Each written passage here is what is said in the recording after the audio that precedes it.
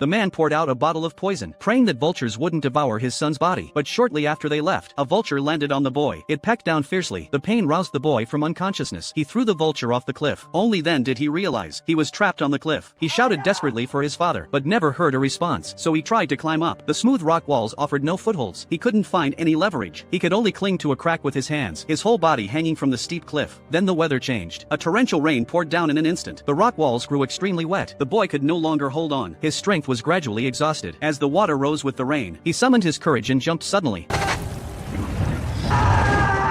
The next day, the boy woke up in the mud. His leg was severely injured, and there was no one around for miles. He crawled laboriously to a puddle to hydrate, and unexpectedly found an earthworm. After resting for a while, he took off his shoes, but his foot had swollen terribly. The boy stuck his foot between two stones, and twisted it hard. He found branches to splint his ankle, making himself a simple support. He walked on in pain, finally reaching the top of the cliff. There he saw his own tombstone. The day he fell into the abyss, the entire tribe thought he was dead. When the boy learned his father had left, he lay on the ground, helpless. Suddenly he heard wolf howls. A pack was approaching quickly. He had to retreat. The wolves chased him relentlessly. The boy tried to climb a tree to hide, but a wolf bit his leg. He pulled out his dagger and stabbed the wolf. The crisis was temporarily resolved, yet the wolves lingered under the tree until dawn, when they dispersed, leaving only the injured wolf behind. The boy made a spear from a stick. Approaching the wolf slowly, he raised the spear, ready to strike, but the wolf opened its eyes. After a painful inner struggle, he abandoned the idea. When the boy tried to touch it, the wolf bared its fangs, so he took out a rope and tied the wolf's mouth to prevent it from biting. He carried the wolf to a lake, cleaning its wound. Then they took shelter together in a cave. After a period of recovery, the boy prepared to return to the tribe. Before leaving, he said goodbye to the wolf, but as he set off on his journey home, the wolf followed closely behind. No matter how many times the boy drove it away, it refused to leave, so they decided to journey together.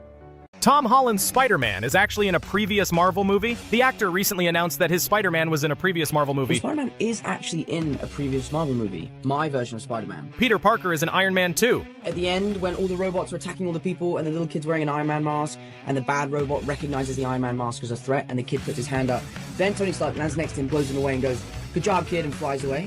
That's Peter Parker.